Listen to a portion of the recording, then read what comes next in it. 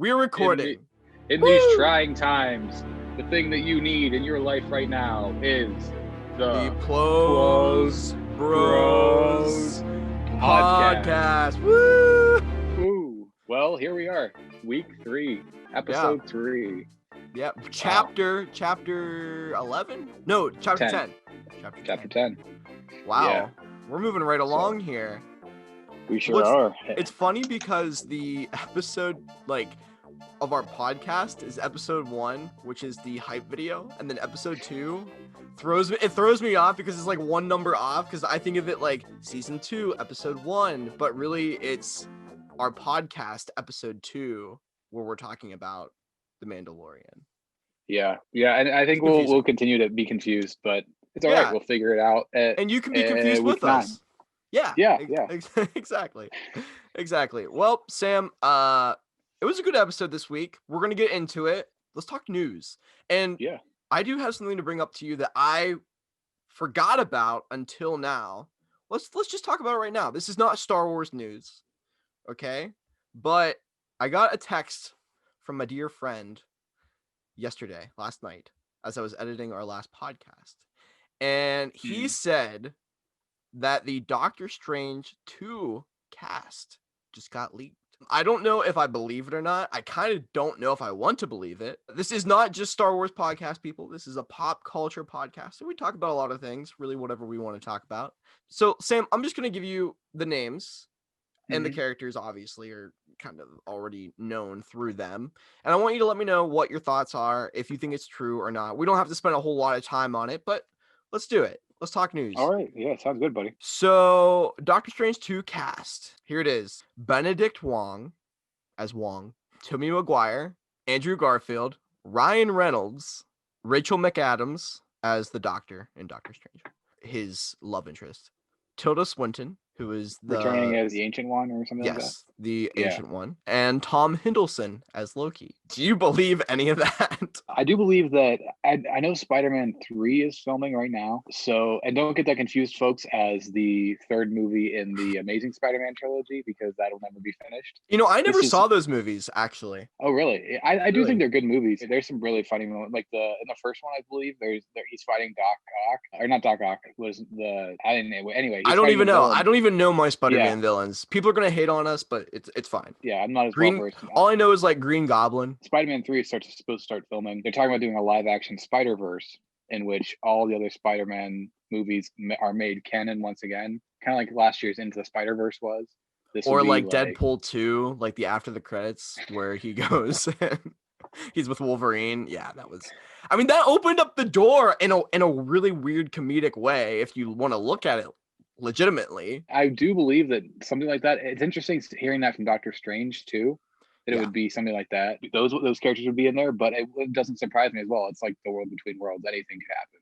Yes, like I said, I don't know if I believe it. I'm just wanting to throw some theories and projections at you, but I'm thinking if they do it, if they have a movie where they can have a Spider-Verse sort of vibe, or where Loki comes back to reality from the other reality, it's kind of mind-boggling to think about. It's like time travel in movies.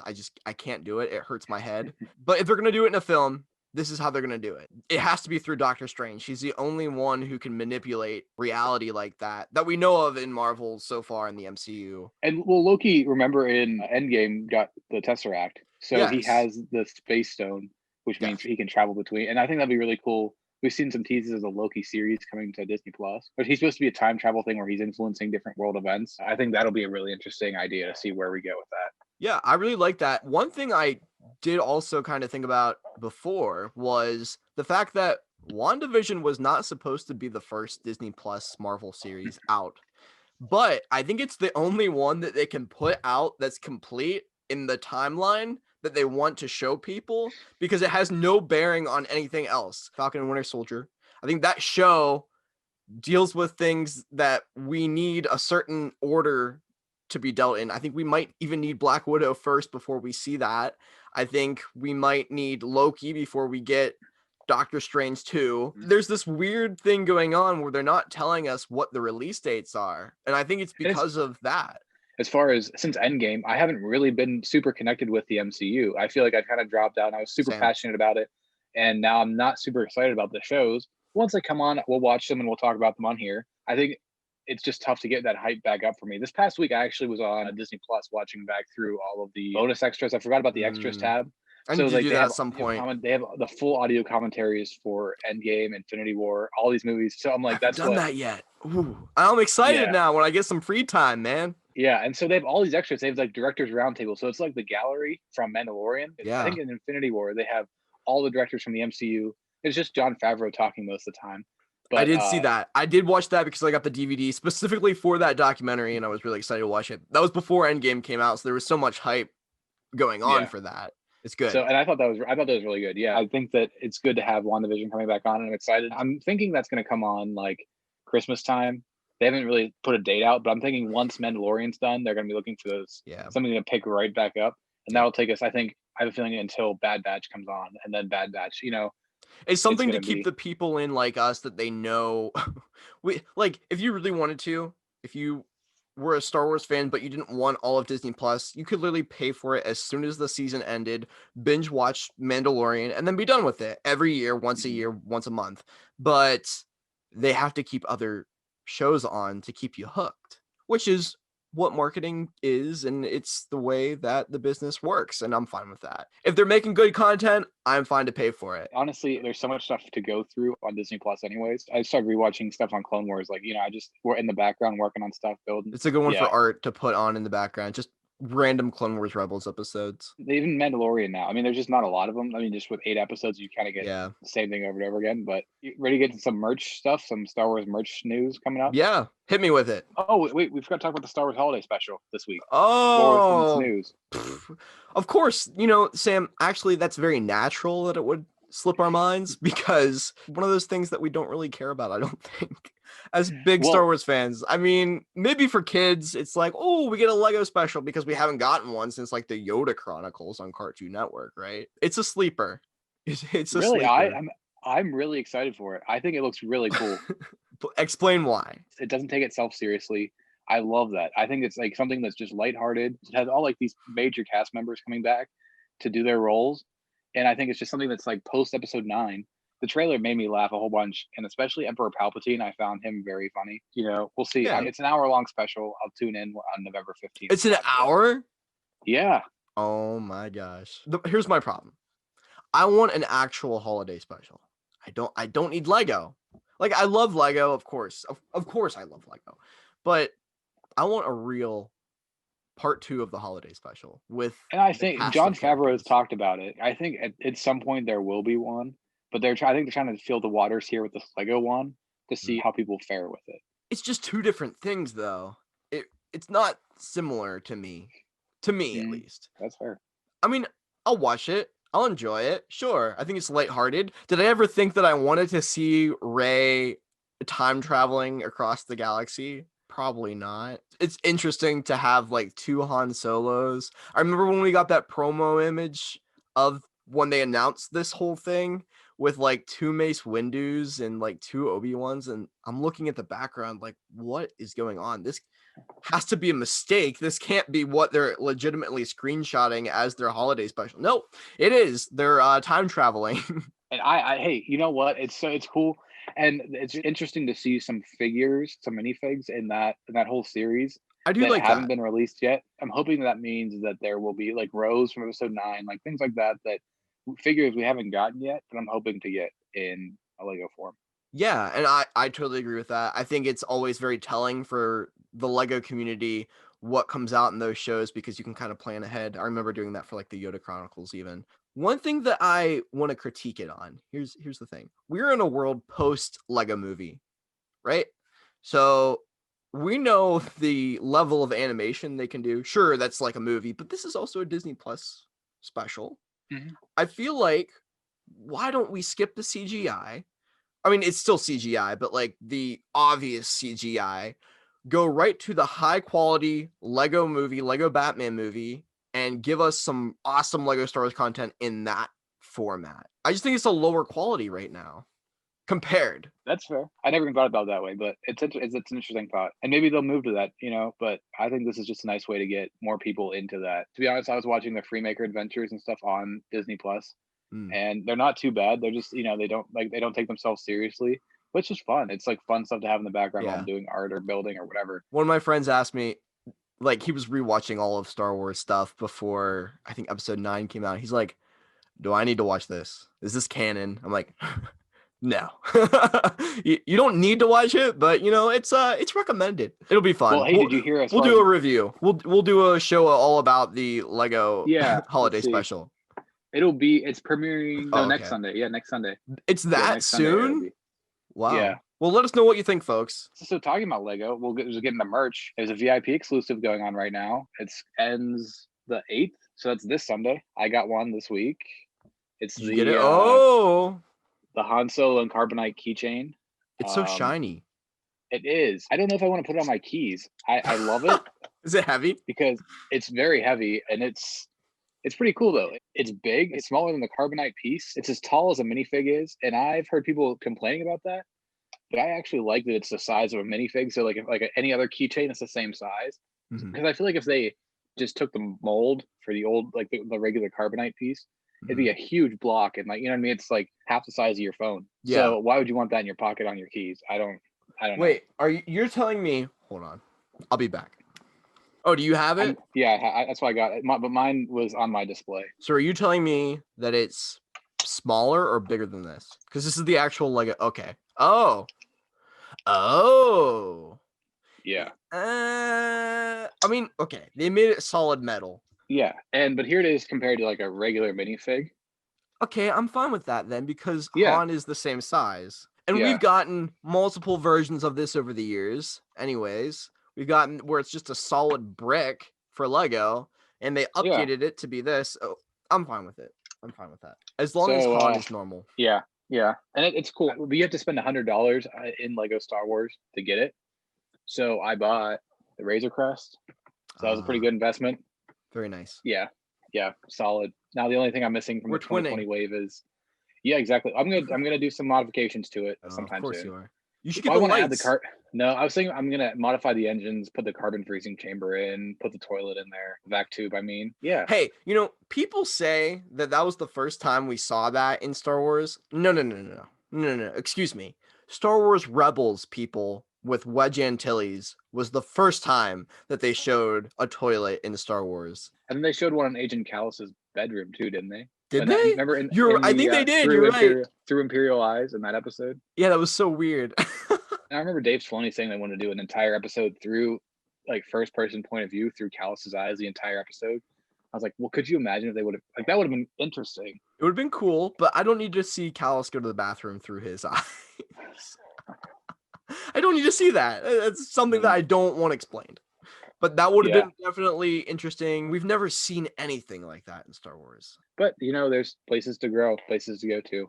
Yeah, but, exactly. And I think that would have been the cool part of it. Do I think we'll ever see something like that again? Probably not. No, I don't think they're going to get that experimental anytime soon. I don't see that happening. Yeah, just like this episode of Mando, but we'll get to that. Yeah, so speaking of Mando, the Razor Crest, I just looked right before we got on the air. Razor Crest has reached 17 out of 18,000 backers.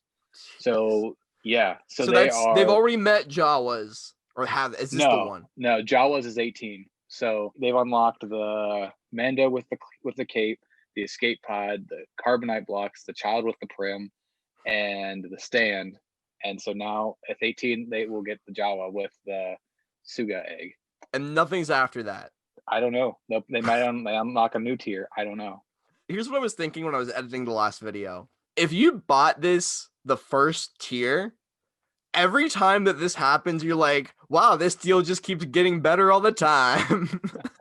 Like it feels like you're like saving money if you were here early on because things keep getting added to it. Yeah, and I am interested to see if they unlock anything else. And I just wish I had extra $375 lying around. Or room. Exactly. Yeah, and that's the thing. And I was looking at like, man, I really like the new AT-AT, the new Lego AT-AT. But if I where am I going to put it? I don't want to show any of you my room because it's kind of a mess. But I have my Galaxy's Edge mock and my Razor Crest and like all these sets out. The new the Is that your Hondo Pop? Way back there? No, that's the Saga Pop. Oh, nice. Yeah, my Hondo Pop's on my nightstand. Love that thing. And nice. I have my Captain Rex Pop right here next to my desk. Oh, look at that. Very nice. Well, speaking of pops, we have some rumors of some pops. A Mando Monday release. A Mando on the Bantha with the child on it from last week's episode. What do you think? I think it looks great. Looking at it, the only thing that I would change, because I have to critique, it's me. Flock it. I want a hairy bantha. That's the only change I want. But even then, it's still perfection. The detailing in these pops is getting better and better, I feel like. Oh yeah. It's crazy. And the child on there and the whatever you want to call it, his satchel now. And the bag. He's in a bag. Oh, I loved it in the episode today with him in the little hammock that he has in the Razor Crest. Yeah, yes. This was a very Baby Yoda episode, but we'll get to it, folks. We'll get to it. There's a rumor list of new episode 9 pops coming out with 10-inch Babu Frick, Ben Solo with a blue lightsaber, Rey with her yellow lightsaber, and rejuvenated Palpatine. What are you thinking about those, buddy? Wait, how big is this Babu? The 10-inch, the big one, like the child and the. So the thing is, life size. Pretty much, kind of like the one of the child that they have now. Yeah. Have you seen those yet? Yeah, those are huge. My question is, who's the Babu Frick fan that goes, I want that for my shelf? Babu Frick, he's all mine. You? I can see Baby Yoda. I can see Baby Yoda. I can't see Babu Frick. Well, it's kind of like the giant Dio. Like, I love Dio. Dio is one of my favorite characters from episode 9. I don't have room. That's why I don't have the buildable statue of him either. I think he's really cool, but I just don't have room for him. Every time I go to Target, they have 8 or 10 Dios just hanging out there, and it's like no one bought a 10-inch Dio. Well, and it's sad. He's not really a main character in that film, Sam. I hate to tell you, but he doesn't do much. Yeah, except for be really cool and be voiced by J.J. Abrams. One more question. Yeah. Is this Bantha a normal size? I'm guessing it's probably like the size of the blurg. This general, like, I'm guessing it's probably like, as long as this is, like, from the head to the tail, it's probably that big. Maybe a little bit taller, but it's probably going to come in the same size box as this did. Gotcha. I'm guessing it's probably going to be at like a $30 price point. Yeah, I'm cool with that. I think that was a nice shelf display. I think Ben Solo's blue lightsaber. These are all end of episode 9 characters. These are all spoiler characters. I see them as. Probably the coolest one will be the Palpatine. I honestly would have liked the Palpatine not rejuvenated. I would have wanted the one on the claw arm. Yeah, that's a fair point. Well, I think this is with like the red cloak. Yeah, and I never really dug that. He looked too much like episode 3. Like, I really like the. I like that though. Because that's when he's first formed into. Well, I mean, he's Darth Sidious before that, but his evil is unmasked. That is his almost born again state, born again into the dark side. This is very similar to that. He goes through a change. It's a Palpatine metamorphosis. He's like a butterfly. It's like poetry, it rhymes. The Rey is probably going to look great. Rey with 2 lightsabers. Going to reuse the mold from... Oh yeah, I was thinking it was the Rey with it's Rey with the yellow lightsaber and Rey with the 2 sabers. There's two different ones. Yes. Yeah, but it's probably the one with the yellow lightsaber is probably just the mold that they used for the original. They'll probably put her in a different position with it or something, or just holding it up. Who knows? Yeah. But now seeing 2 episodes of The Mandalorian, what do you think? What pops we're gonna see going forward now? Well, I think it's obvious. I mean, I remember watching it last week and thought that very thing to myself. Which one am I going to get when they come out? It's not if, it's when. Cobb Vanth, Boba Fett, Malakili, baby. No, but seriously, they are going to make a really cool Boba Fett. They're going to make a really cool Cobb Vanth. I'm sure they have to. And speaking of Mal, I haven't heard anyone else talking about Malakili, so I don't even know if that. I think we broke that. We're breaking news. Episode 2 of Attack of the Clones. We're breaking news about Attack of the Clones. This is episode 3. This is Revenge of the Malakili. Pot. Too bad we're not naming the episodes, folks. I think that you're right with Cobb Vanth. Whoever the Tamara Morrison character is at the end of the episode. Captain Rex. Captain Bly. Commander. Yeah. I also think that we will probably get at some point. They're gonna do it. They're going to do the token alien from chapter 9 of the Mandalorian. You talking like the weekly bartender? Yes, the token That's alien. That's fair. I do think that Amy Sedaris' character is going to get a pop. I would She's be in fine multiple with that, episodes.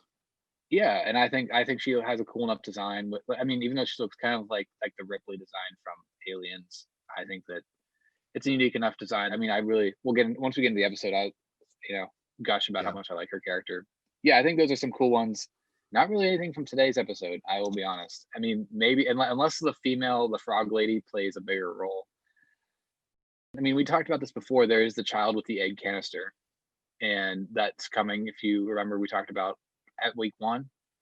Yes. Child with the egg canister is going to be a pop that's already been announced. That's from this arc, if you want to call it an arc. I think the whole series is an arc, in a way.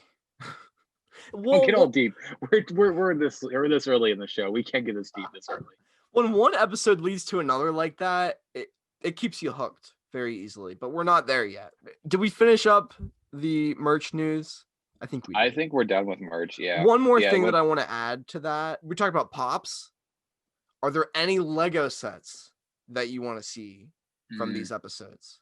Because I think they're going to make one specifically. There is one spring 2020 Lego Mandalorian. It's called the Mandalorian Hero Speeder. I think it's going to be his Tatooine speeder, and I think it's going to be the Cobb Vanth speeder. You think it's like the two together?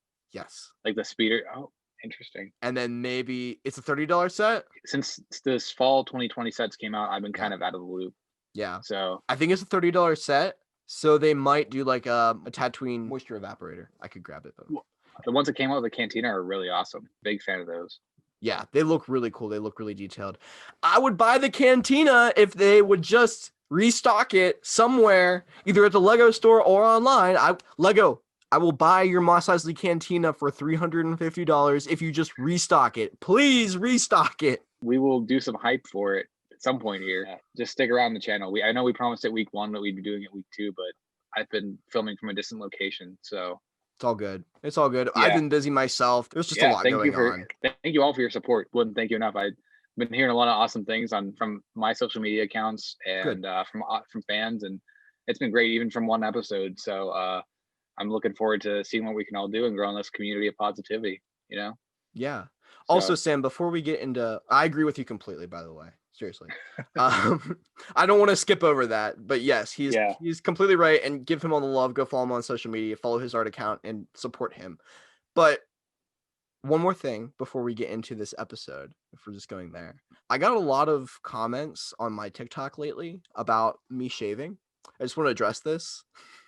This is for No Shave November. So by the end of the month, I will have a full beard, not shaved at all. This is coming back. It's been like a few days, almost a week now, but we're looking good. We're getting the stash back. But people were mad that I shaved. They were furious. We will have a poll at the end of the month on whether Matt should have a Biggs Darklighter mustache for a whole episode. See, I can't shave it again. That's the problem. Because people were very upset. They said, quote, "You better grow that beard back fast." Then you'll just draw it on for a month and then it'll grow back. Yeah.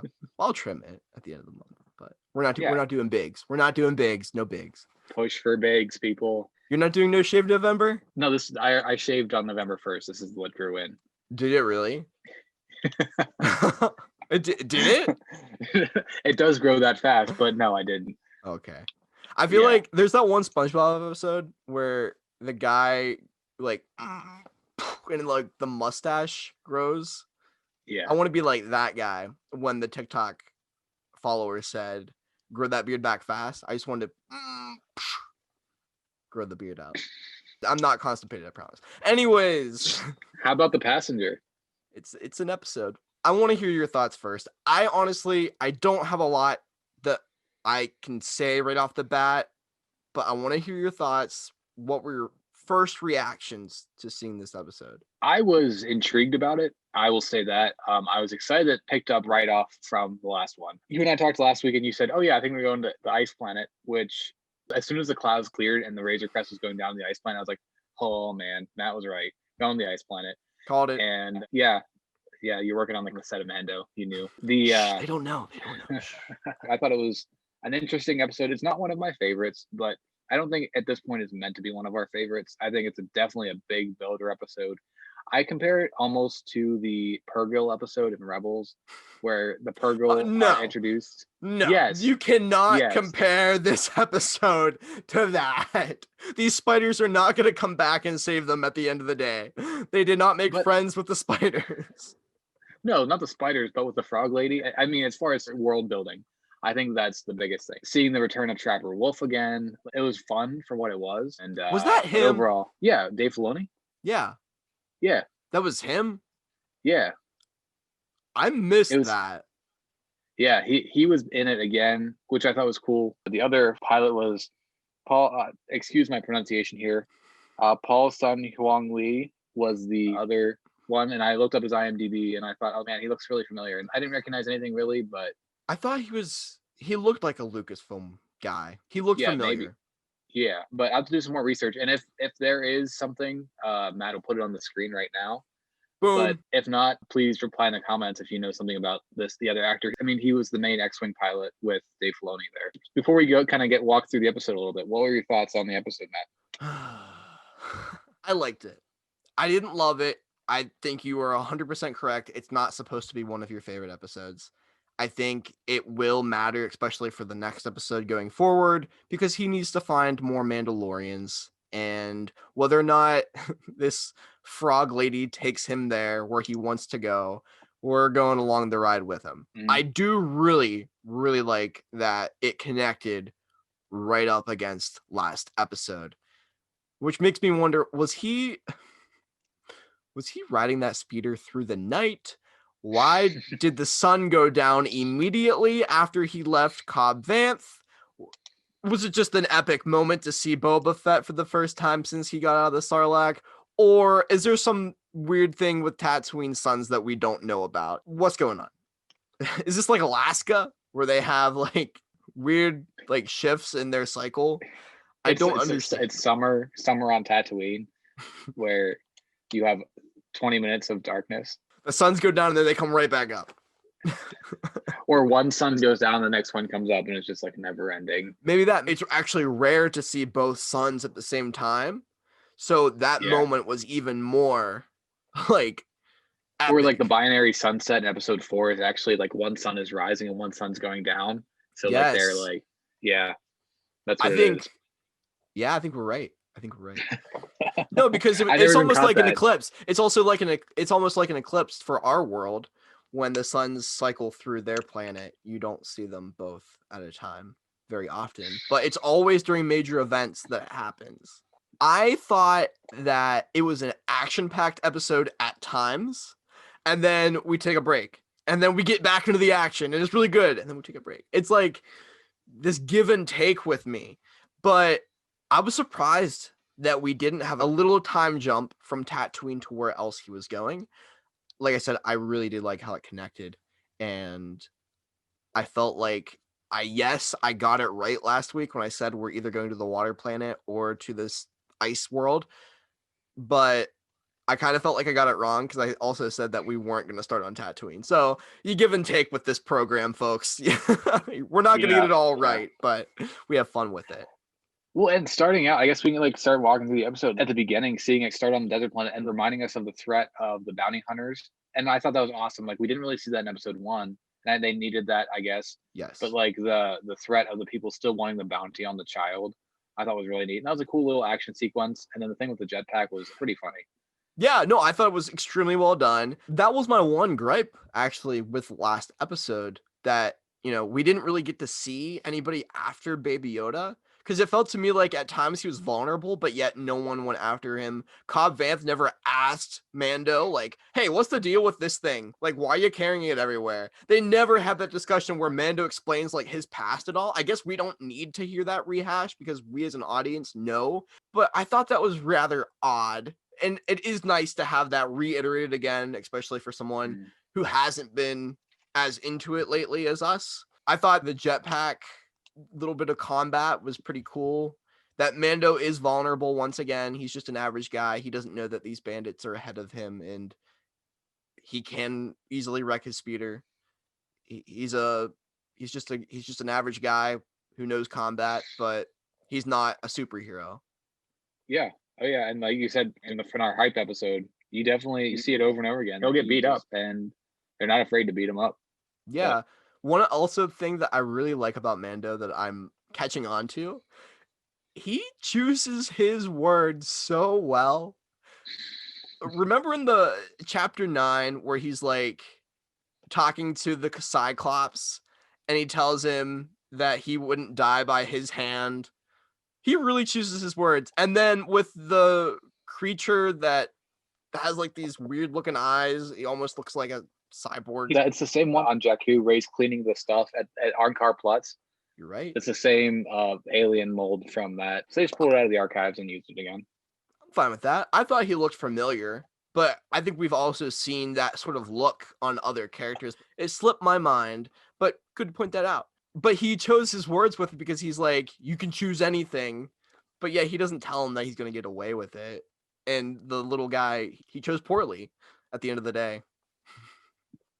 I was kind of surprised that everyone was dead in that scene. I don't know. I have to rewatch it. I just woken up and I watched it. So I always have that problem with Mando action. We never saw that Gamorrean guard die. I rewatched that.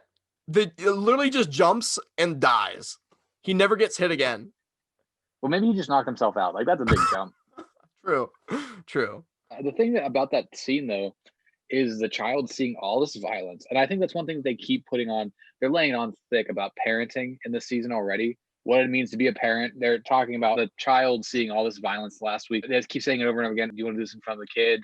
Well, he's seen worse, that kind of stuff. But also, like, going into this episode, right off the bat, he sees Din kill all those bounty hunters. They show the frog lady with her babies, and they show the spider with all of its babies. Yeah. Like they're laying it on really thick about what it means to be a parent. This season must be like one of the overarching things, at least already. It seems like that's a big thing of what it means to be a parent. And the child's going toward the dark path right now, just because he's exposed to so much violence and the whole nature versus nurture thing. And I think that's something that's going towards Din as a parent at this time and what the child's going to turn into. So I don't know. What do you think? Where do you think Dark Baby Yoda is going to be? I agree, and I think that is a very astute point, my friend. Yes, that is your vocab word of the day, kids. Astute. No, I did not even think of it that way. I think that is a great observation, and I'm going to look out for that next time I watch these episodes and in the future episodes that we have yet to see.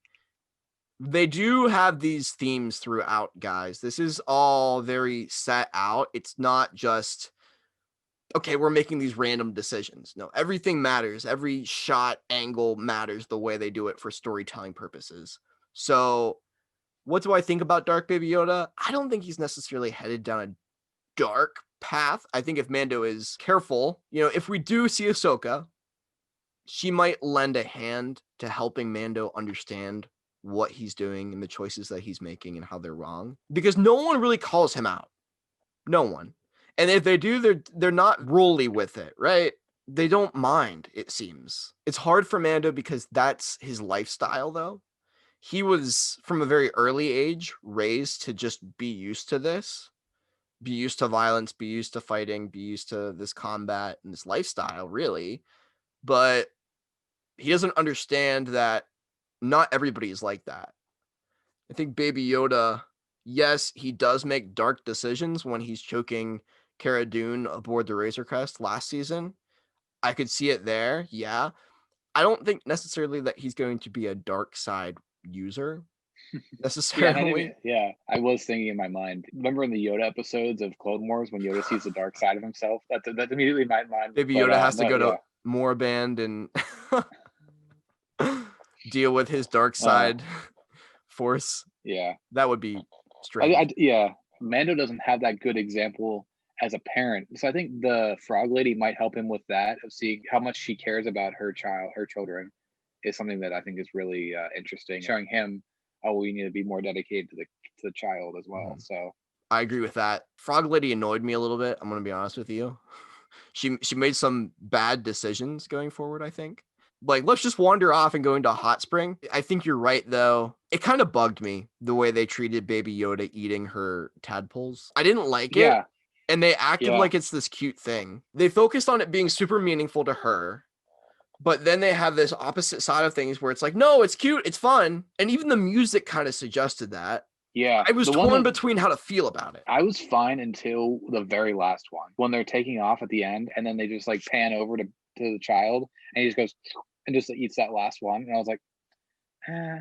And when my girlfriend and I were watching it, she was like, "Oh, she's gonna catch her. She's gonna catch him eating the like when they're in the hot spring. She was getting ready to like reach, and she thought, "Oh man, here he goes. He's gonna eat the." I thought too, like, "Oh well, maybe Frog Lady's gonna catch him this time. What's gonna happen with that?" That was also my problem with it. I thought while I was watching this episode, like, is this just a joke or is it going to matter to the plot? It didn't really matter to the plot, except that it leads Baby Yoda to go look for another egg, and he finds the spiders that way. But I thought to myself, it's just unnecessary comedy. And that's my problem with comedy in Star Wars throughout the sequel trilogy. They make up their jokes. They don't coincide with what's actually happening. You and I have talked at length about this before. I think that's the humor for me works. I'm a sucker for it. I'm like, I don't mind. We've talked about it before. I'm a fan of The Last Jedi, and I know you have some very strong feelings about it. And I'm just not a fan of your mom jokes when you're dealing with like the head of the First Order. It rubs me the wrong way. That one is a little far for me, and I, but at the same time, Hux doesn't have a mom, but that's novel stuff, so we won't really get into that. But I look at Baby Yoda, and for me, I don't want him to become the comedy, cuteness, and the reason people watch this show. I think it's a driving force to get people to watch it the first time, but I don't think that's what it's all about. I think with the character design itself, it drags people into it, right? But it's not the thing that keeps people watching. What keeps people watching is the story.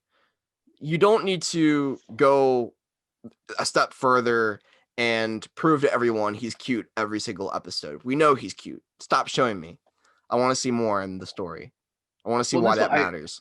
One of the things that I thought was really good was last season in the prisoner episode. It was in the recap from at the beginning of this week's episode was when the droid got shot and then the child looks at his hands like, did I do that? I love that because it was like, the droid was hunting the child. It felt like real tension and it was important to the story. But also then it was like a humor moment with the child. Stuff that was worked in really well. That kind of stuff is what I really enjoy. The jetpack thing to me was funny. We just talked about that. That's good comedy. That's Star Wars situational comedy, right? They don't have to work it in. But to me, the egg thing felt worked in, and it felt a little bit over the top. Maybe next week we'll have a better idea of it, and we'll have, it's hard to tell. I feel like we're at part 2 of a 3-part story right now, like a 3-part arc. And so maybe we'll see something different next week, whatever happens with the Frog Lady and her husband. Yeah. So before we really get into the ice planet and stuff, back on Tatooine, I really loved that Mando with the backpack thing, walking through the desert. I thought that was really cool. Visually stunning. That might be this week's piece of art from the episode. I really liked that. Kind of like when you and I were watching Last Jedi and I kept saying how much I love the shots in that episode. There were times in this episode, the way that it was shot was very, very well done. I remember in Last Jedi, when I was watching it with you, you leaned over to me when they're on Crate and it's Luke versus Kylo and you go, wallpaper, new wallpaper right there. Yeah, I remember that with Kylo in front of all the walkers, and then the wide shot with Luke and Kylo, the door, and, the cliffs, and the blasted open base door with Luke just standing in the middle of it, and the AT-ATs or the AT-M6s, whatever you want to call them. Down. Yeah, the AT-ATs are in there too. It's fine. Yeah, it's a mix. But no, I thought that was a wallpaper moment. Almost that had to be a concept art painting somewhere done by Doug Cheng, I'm sure, or Dave. Yeah. And then going back into the cantina, I thought I just love, especially since building the UCS cantina. I'm like a sucker for seeing the cantina. It justifies it. It justifies your purchase. You're rubbing it in my face. I felt like the episode was rubbing it in my face that I haven't gotten my hands on this thing yet. I saw whatever that radar dish thing on the outside of the cantina is. I saw it and I was like, oh, we're going back to the cantina. And then to see Pelly in there playing against the, what do you call it? Praying mantis guy. Yes. Is it the same character that's in A New Hope? They removed that character from newer edits of the movie, I think. Did they? But he was in episode 5 last season. That was something that I thought was cool. Bring R4 back and then bring R5. Sorry. R4 is back from the Buzz Droids. I don't recall owning a droid.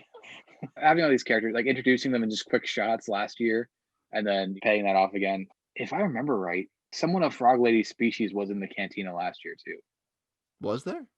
In the Gunslinger. If I can recall right, someone of that species was in the cantina.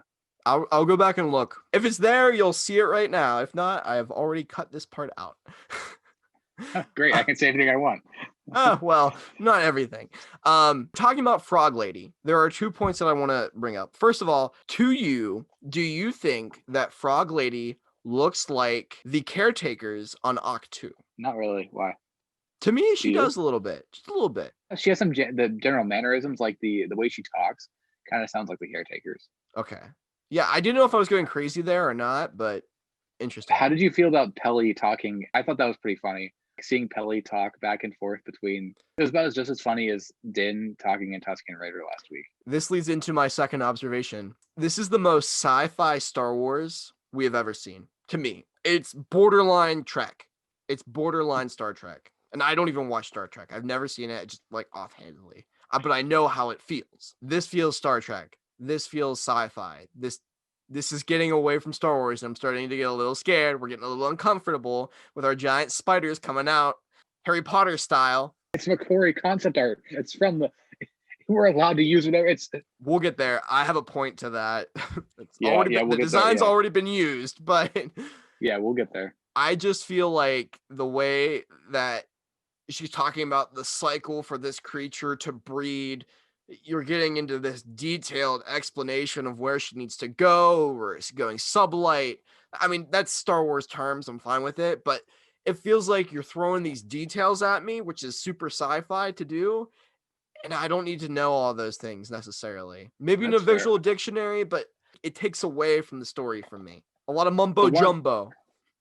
Which is Star Wars canon. You're allowed to say that. Han Solo's like including the name of the planet and like all that detail and stuff was something for me that was a little rough. They could have just said, we need to get to her husband. Because like, unless it's a planet we know, don't tell me what it is. It was like, oh, well, her husband's on Mon Cala. I mean, it would have been like, oh, okay, awesome. I'm looking forward to getting Mon Cala. The fourth moon of Yaut. Like, it was one of those moments for me. Do you know what that Clone Wars reference is that I'm trying to say? Remember when the IG droid goes in to see Zero in the Clone Wars movie? He's like, I have come back from the fourth moon of Yaut. I'll be honest, it's been so long since I watched that. You need to rewatch the Clone Wars movie, Sam. But I was going to reference like the Mud Jumper, the boys in the 700 on Mimban.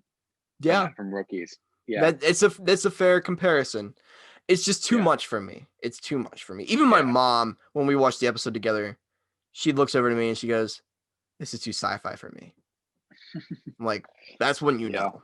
That's when you know. Yeah. When my mom can tell you that, that's not good Star Wars. I was happy to see Pelly again, and I didn't expect to see her for a third episode. She's peculiar. Yeah, she's different. That's why I like her, and I think I'm excited if she comes back. They get pulled over by the X-Wings. What do you think about the X-Wings? I mean, it was a good point of tension, right? I liked it. We see the New Republic as the new police. We've seen stormtroopers be police before, and how more, I guess, brutal they can act, where they almost feel like a sort of danger, but even though we know they're not very good at their job, they can't even shoot 2 feet away from them. So how are they a source of intimidation? I don't know. In a way, I felt this new intimidation by the New Republic, and I like seeing that. They can be viewed as the bad guys in certain scenarios like this. It puts a different perspective on the galaxy in this time. And it's that time frame where things are very gray, right? There's a lot of crime in the galaxy. We see the bounty hunter guilds that did not exist before, to our knowledge, that are allowed to just have free reign now. It's cool to me to see the state of the galaxy, and I think it adds to that. But I didn't notice that was Dave Filoni's character. So I need to look at that again. I guess I was caught up in the moment, which sometimes happens to me, and that shows you that it's a good moment, I suppose.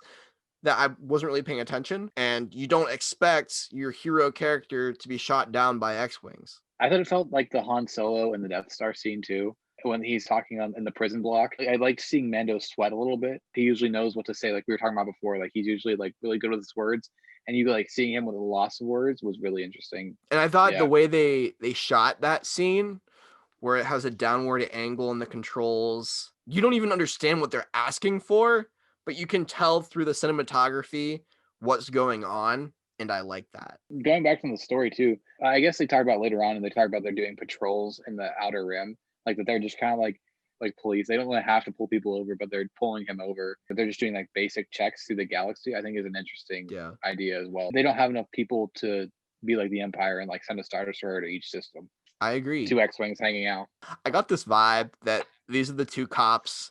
They were on a donut break 5 minutes ago, and they're like, here's this guy. We don't want to go after him. We don't need this right now. We're kind of bored. I guess we're going to go deal with it. Yeah. And then they get in this super big chase. And we'll talk about the ending of the episode, because I don't know, my opinion of them changed when they just kind of flew away, I guess. I don't know. It felt like you always want the Republic, the New Republic, or the Rebels, the Rebellion, to feel like the good guys, right? And it's hard to think that like they're not going to help a guy out, even though he wasn't doing the best thing in the world, even though he was wrong lawfully, I suppose. But don't you think, being the times that they are, help a guy out? He almost got killed by these giant spiders. I think you could do a little favor and help him repair his ship. They helped him. They helped him by killing the spiders. True. He's not in any better scenario. He's still going to die either way, pretty much, if you're looking at the situation. I guess you're right, though. Yeah, the ship started it. It's fine. But one other thing with them that I forgot about but just remembered right now was the "May the Force be with you" line. When they say that, he's like, "May the Force be with you." And then it felt like you're in church, and then also with you. It was so forced in that moment. Forced. Ha ha ha! I didn't even mean to do that. But yeah, and then the crash, like it was cool to see, like, you know, all the trailer shots. What do you think of the chase? And then like where they end up, where the Razor Crest ends up. So well done. So well done. It was that action moment that I needed in that part of the episode to keep me hooked. My favorite moment was when he just stalls the ship completely and then drops. That was a good gasp reaction I got out of my mom. It was like she was on a roller coaster. She was like, "Oh my goodness." He just stops and stalls and then drops out of the sky. But I thought it really led credence to his piloting skills. We didn't get to see that yet, and I'm glad that they're showcasing his abilities to steer this ship. They even made a comment, didn't they, that it's just this bucket of bolts? I always forget it's a pre-Clone Wars ship too, like how old it is. It almost reminds me of how they viewed the Millennium Falcon, this old rust bucket. Only other time he's been in space, really, or like in flying, was when he got in that shootout before the gunslinger with that guy. He's like, "I can bring you in hot, or I can bring you in cold," and then he shot him down. He's like, "That's my line." Yeah. That didn't show you much, though. I mean, you're right. Exactly. That was the only other piloting skills we've seen from him, but you didn't get to see this sort of action. Yeah, and that's what I think. You're right that it's good to see an expansion on that. We got a little hint of it last year, and then now we're really seeing it expand out. It'd be like, he's not just a good bounty hunter; he's a good pilot. He's a good, whatever. It makes me wonder, what did he do before this? How did he get to be that good? He had an internship on Tatooine with the Tusken Raiders. With Boba Fett. Boba Fett taught him, because they were in the Tusken clan together. Boba Fett taught him how to fly. But he never actually flew. He never flew. It was just one of those things where Boba says he's going to let him fly, and then he never does. Things we didn't talk about last week. Where is Slave One? But we'll save that for another discussion. I think Dengar took it. Anyways. Freaking Dengar, always. How'd you feel about the droid coming back from the Prisoner episode last season? It was an eye roll. Really? Yeah. I knew they were going to do it. I knew they were going to do something with it. When you start off the recap showing that moment, it's like, okay, why are you showing me this? The recaps always do that to me. Maybe I should skip them, because they give me too many hints for what is coming. I think too much with my director mind. It was too sci-fi. That's the only way I would want that droid to come back, though. It's weird that he kept the droid. In my mind, it was like, it's been so long since they were on that mission. I was like, why did he keep that droid? All that time they were with Queel and like all the stuff on Navarro, and then they went to Tatooine. Like, why do you still have that droid head hanging around? Because he hates droids. Why would you have it mounted on? I mean, sure, I understand why you would have it mounted on your wall, I guess, in that scenario. Maybe it was like, it felt like a trophy to him or something. Another droid to add to my collection. I think it gave a cool moment for them to talk, like a good moment for him and Lizard or Frog Lady to talk. I think they needed that kind of like a way for them to both, like him to hear her in her own way and not just marble whatever her language is. But speaking of his language, though, him trying to speak Hadith to her and her just sitting there. That was a good moment. Him trying to bond with her and she just sits there. Yeah. No, well, it makes me wonder too, because here's the thing. Does she understand what he's saying the whole time? How can she understand him when she's talking into that thing? Or is she just talking into the thing regardless of what he's saying and not understanding anything that he's saying still? Because it feels like a couple times she understands English or basic, whatever you want to call it, Star Wars people. But like Chewbacca. To me, yes, I agreed that they needed a moment, but I just didn't like the way it was done. I guess it felt too sci-fi. Yeah. Going into the hot. Well, no. When they crash the ship, you said your moment was like when he stalls the ship out. My moment was when he slid into the overhang. I was like, okay, good. This is where we're gonna get the scene where he's gonna stand outside the ship with Baby Yoda. And then all of a sudden, and then the ship just broke through. I was like, oh man, here we go. And I love that. I thought that was such a cool scene. It's happened before. Didn't that happen with? Oh no, they broke through. I was thinking about that episode with Zeb and Agent Callus and Rebels. Remember when they break through and they're underneath the ice level? Yeah, it did have that kind of feeling on that moon of Geonosis. I definitely was getting that feel of it. That's what I was kind of hoping. Those monsters were more like the smaller crate dragons, weren't they? It's been a while since I've seen that episode. I can't even tell you. I think they look like four-legged wingless dragons. Like a lot of Rebels to me. Somewhere in here, I don't know where it is, but I don't remember a lot of it. I remember major things from Rebels, but I think my problem with Rebels is that I didn't rewatch episodes like I do for this show or Clone Wars. I just would see it once and never really tap into it again unless it was a big one, like Twilight of the Apprentice. So good, right? But I don't think the episode with Zeb and Callus for me was one of those that I would rewatch again and again. For me, it's Relics of the Old Republic or the Relics of the Republic or whatever it is. But I watch the episode all the time. But her in the hot springs, I was just rolling my eyes.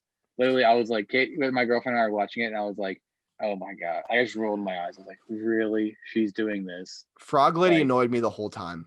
The whole time. There was not a scene with her that I didn't roll my eyes, honestly. I don't know what it was.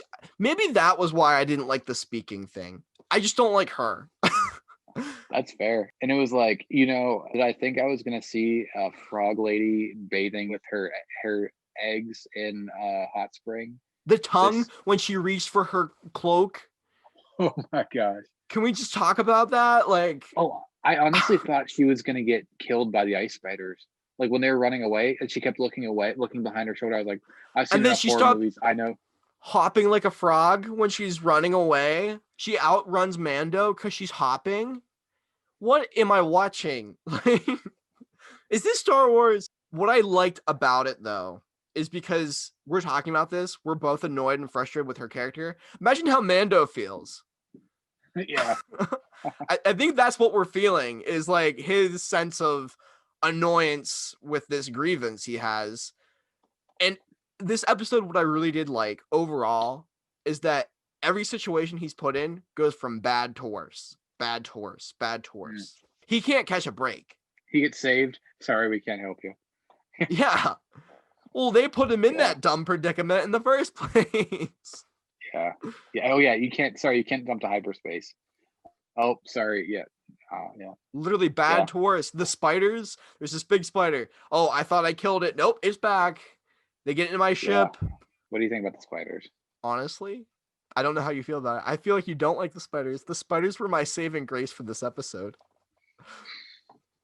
I needed my action, and they delivered. But I was ready for Ezra to come out and save him. Yeah, I know. That's what I said to my girlfriend. I was like, "Do you remember the episode of Rebels? It's like when they're on the chopper base moon." I was like, "They already used this." I feel like someone went to Galaxy's Edge and they found the toy of the spider, and they're like, "Oh, we could use this." And or they were like walking through the Lucasfilm headquarters and they saw the painting, and they're like, "We're using that in the next episode of Mando." I was ready for Ezra to be the one that saved him. Honestly, I was like, "No, they can't do that. Please, no, please." But it's the same design, right? Yeah. It's the exact same spiders. Now, I didn't finish it yet, but weren't those spiders in Fallen Order as well? Jedi Fallen Order, the video game? The only spiders I know of are the ones on Kashyyyk. And for some reason, the same design. Okay. For some reason, I thought that they were also in that game. Maybe I'm wrong. I got that game's vibes in this episode for some reason too, because it felt like we're in the middle of nowhere, where these creatures are coming out. Yeah, well, that too. Maybe it was just the overall like atmosphere and vibe of it. But I felt like there were a lot of weird creatures in that game that you normally don't see in Star Wars or you never thought you would see. So to me in this episode, I kind of got that vibe from it. With that whole action sequence, I was just happy to see it done. Like I was just, I think on rewatch, it's going to be one of those things I might like better. I just want to kind of see this be, I understand why it's here. I'm kind of waiting to see how it plays into the bigger story at this point. See, to me, I loved it because it kept me on my feet. It kept me wondering, how is he going to get out of this? Like, somebody has to come and save him. And when they weren't coming, I was starting to get worried. My favorite moment of Frog Lady, though, was when she helped Baby Yoda out by finally pulling out her blaster pistol to help Mando. It's about dang time. Well, okay, so the giant mama spider punches a hole through the view screen of the Razor Crest, and then they are able to seal that up. Did he put like a trash bag over the window? Like, what? How is he flying? How did he pressurize the cabin?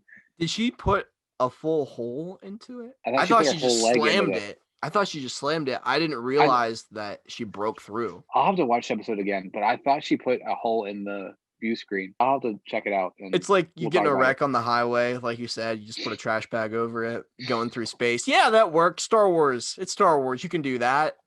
They have different physics than us. Like when I got that baseball through my windshield in college. You never told me that story. Oh yeah, I parked a student parking lot was next to the baseball fields. And, okay, I do remember that then. Yeah. Yeah, and I got a foul ball through my back windshield, and yeah. Anyway, that sucks. Yeah, it did. Story time with Sam. New segment. Story time with Sam. And then the pilots come back though. At that point, I had kind of forgotten about them because I was still like, "How's he gonna get out?" Same thing. But then I was like, is Ahsoka gonna save him? Like, Are they on Ilum? Is Ahsoka and Sabine going to come and save him? Is it Ezra? Will he save him from the spiders by using his spidey senses? It was Tobey Maguire. He's gonna come see. He's in that Spider-Verse. It's Doctor Strange. Oh, the Spider-Verse comes out of the portal. Ta-da! This is actually not Mandalorian anymore. This is Doctor Strange 2 spin-off crossover. It's like in Blazing Saddles when they run through all the movie scenes. It's like that's what it's like. Or in the one deleted scene for Thor Ragnarok when Yondu's comes into the scene. He's like, "Oh man, I'm on the wrong movies. I'm on the wrong side, aren't I?" And he just walks away.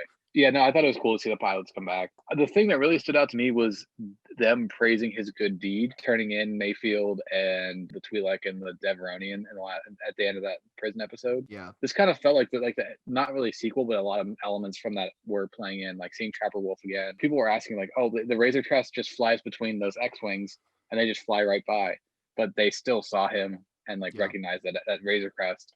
Then when they went by, and I thought that was cool. Like, follow that up with a question that people had from last season. No, I agree. And, it gives a reason to have that character there that I obviously didn't notice. It helps make the connection between the two sequences, and it makes it almost more worth it. Like you're saying, the connection matters to give it more context. This is all one story, which is what I've been saying for a while now. And I think people lose sight of that in shows. So to have it be in the form of almost a book, the way they call it chapters, where one thing doesn't feel like it matters now, but it matters at the end of the book. I don't know. You do a lot more reading than I do. Don't you feel like it's that kind of structure? Yeah. Well, I've been reading the Darth Plagueis book, which is no longer canon, but it's freaking amazing. I love that book. Mr. Hooks in high school always wanted me to read that book. He was reading it in class, and he's like, "Hey, Matt, did you ever read the Darth Plagueis book?" I'm like, "No, I never did, Mr. Hooks. I'm just not the biggest EU fan." And he's like, "Well, let me tell you, it's the greatest thing ever." Let me tell you, though, I've gotten so many ideas for Mando through this. There's a part where he's talking about replicating life and harvesting midichlorians and like how negative effects it had on like a person got to use the force for a little bit but couldn't and it had like a detriment to their own life force. I was like, it's gonna happen to Moff Gideon. It's gonna happen to him, and then he's gonna turn into like the Hulk because he got exposed to too much anti-force. I don't know, but I've been exposed to too many midichlorians. I just picture like the Hulk in Endgame when he has the glove, when he has the gauntlet on, and like all like the colors are flying up through him, and he's like, like all that stuff. That's what I'm picturing is gonna happen. I am one with the Force, and the Force is with me. No, that's a very. Doctors are like, no, don't do it. And he's like, I'm gonna do this. And he like just puts it in his arm, and then like explodes. Anyway. I think that would be really cool, like to have something like that EU Legends fans could grapple onto. That's not, hey, it's Darth Plagueis. It's something that could be used from that novel and then implemented somewhere else in a Star Wars story. I like that. I didn't know where you were going when you brought up that you're reading that book, but I like that. Very well done. It keeps giving me so many ideas. It just keeps feeding into my crazy theories about Moff Gideon and how it's probably not going to be true, but I'm just kind of like how before we went into episode 8, I thought Rey was going to kill Princess Leia. So, Speaking of crazy theories, so Sam, it's Ilum, right? That's the planet that they're going to. It's Ilum, right? I wasn't going to call you out on that, but here we are.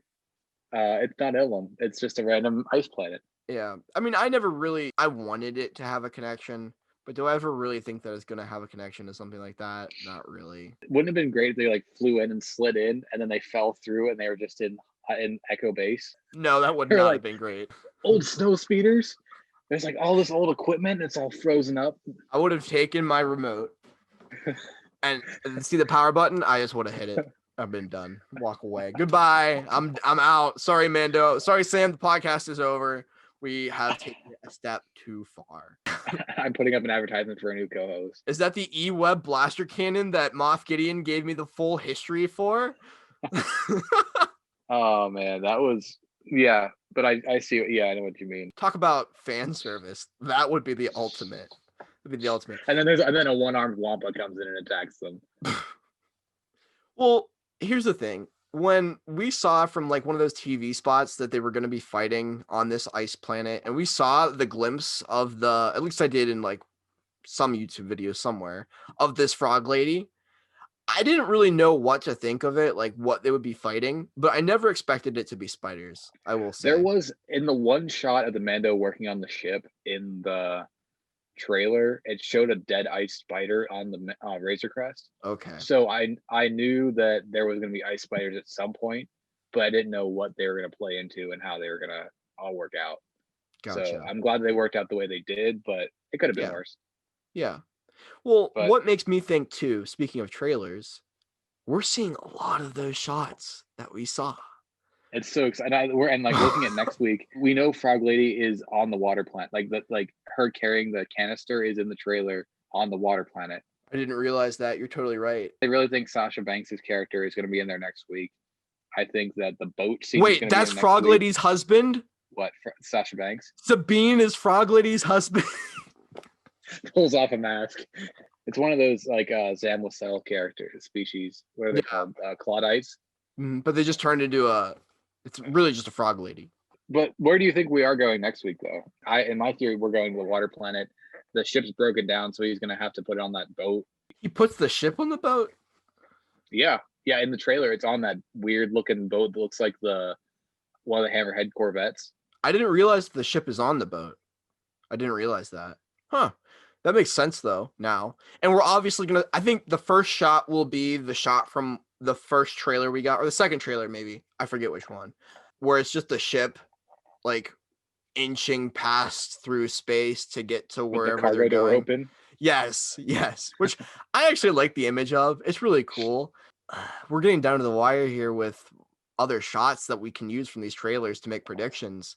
Pretty soon, after this next episode even, we might be saying to ourselves, what the heck is next?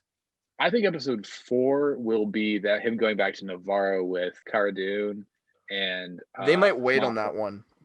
They might wait on that one. Because I know you want to see Unnamed Mithril again, so I'm just holding my breath until we can talk about Unnamed Mithril again. Oh, get out of here! I'm going out shopping tomorrow, and if I find that pop, I'm going to buy that pop. So you're going to give it to me for Christmas, aren't you? I'll buy 2 Unnamed Mithrils and a Cara Dune. Well, speaking of Unnamed Mithril, this is random, but this is talking about future Mandalorian, so it's not random. I was looking for images to use for the last edit of our podcast for last week, which you should go check out, by the way. It's a great breakdown of the first episode. It came out on Friday night at 8:30, so you should really check it. They don't I'm not saying how late I am. Which Friday was it, Sam? Friday, December 4th. I don't know. My editing's slow, okay? What are you gonna say? It's worth it, though. Y'all should watch it. Yeah. Anyways, I found another myth roll. Did we ever see another myth roll before? Yes, the rebel crew member in episode 9. That was it. Yep. Because I was like, where did we see this? Because I typed in myth roll, transparent, no background, because I need some of those sometimes to just go across the screen without going to another image. And I was like, what is this from? I don't need more myth rolls in my life. My least favorite Star Wars species. I finally have one. It's the myth roll. Not even Frog Lady. You love to hate. You just keep giving me Christmas ideas of things to put in your background for your in the studio there. A big mithril cardboard cutout to go with Baby Yoda. They make it $20, buddy. It's a good Christmas gift if you do it. I wouldn't be upset. Mithril and carbonite fathead for in behind. I'd be, you know what? The carbonate I'd be happy with, because at least he would be quiet. I feel like Mando. I feel like Mando now. Let's just put him in the carbonite. Speaking of that, when I saw Frog Lady leaning next to the carbonite chamber, I was like, oh man, is he gonna put Frog Lady in carbonite? I was like, I would. Seriously, it's fair. He deals with the worst things ever, doesn't he? He gets in the worst situations. I feel bad for the guy. I would totally put her in carbonite, though. Put her eggs in, too. Would that make them last longer? I don't know.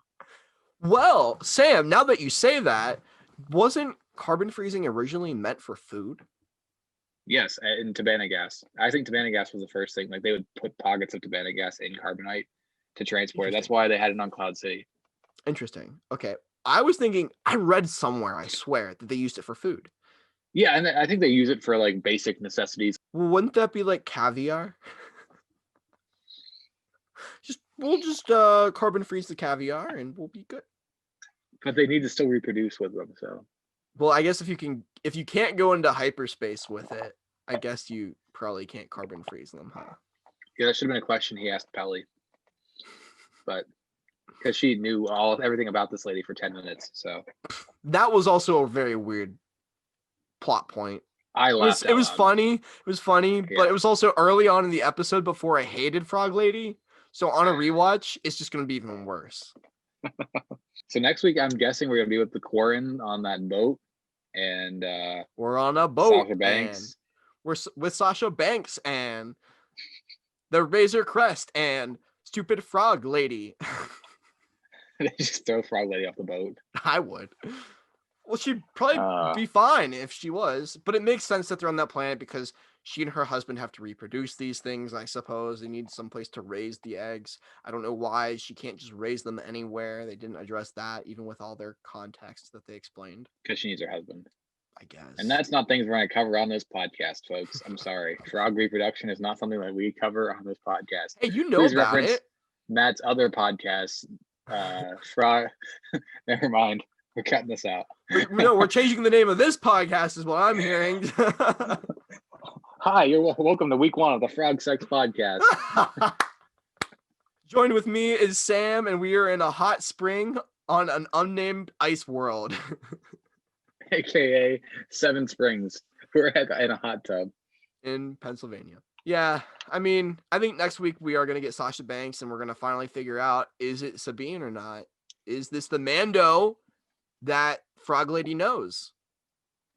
I really don't think it's Sabine. Hopefully I'll eat my words, but I really don't think it's. I really don't think Sasha Banks, because I've heard a lot of people talking about the ethnicity of the actress. Like, people were kind of already not offended, but like that they would think that people would think that like Sabine as a more Asianic styled character would be played by a woman like of Sasha Banks' ethnicity, and I can understand where people are coming from with that. I mean, it's all stylized. It's hard to tell, Yeah, and I think her family does more than she does. Yeah. Like her mom and her brother, I think really do. Yeah, and it's fine however they choose to proceed with the character, and someone like Dave Filoni actually knows what the intention was for the character. So if someone's upset about what her ethnicity is, it's fine, because when things aren't clear, people love to make assumptions. But the only person that gets to make those assumptions are the creators. It's just the way that stories are made, and we have to be okay with that. Well, anything else? I beat you to say it. The same thing. We've talked for a good amount of time about this episode that really, we have a policy about not talking about an episode longer than it actually was. So I'm going to have to edit a lot. We'll try to get this out by next month. I will answer some, as we talked about in the last episode. In case you didn't catch that episode, we will be answering your questions from the comment section of the YouTube video. So please leave as many comments. Matt and I will be, at least while it's up between weeks, we'll be active in the YouTube comment section. Feel free to comment your ideas, give us your crazy theories. We'd love to talk to you. If you want to reach out to me, I'm at SG Sketches and Stuff on Instagram. Feel free to follow me over there. That's where you can find me. And Matt's on a variety of platforms as well. Yes, of course, this YouTube channel, you can find me, as well as TikTok, Instagram, all under the name Matt Mellish. So yeah, always a pleasure, Sam. Always a pleasure. And thank you guys for watching. I hope that you join us next week. And may the force be with you always. See you, everyone.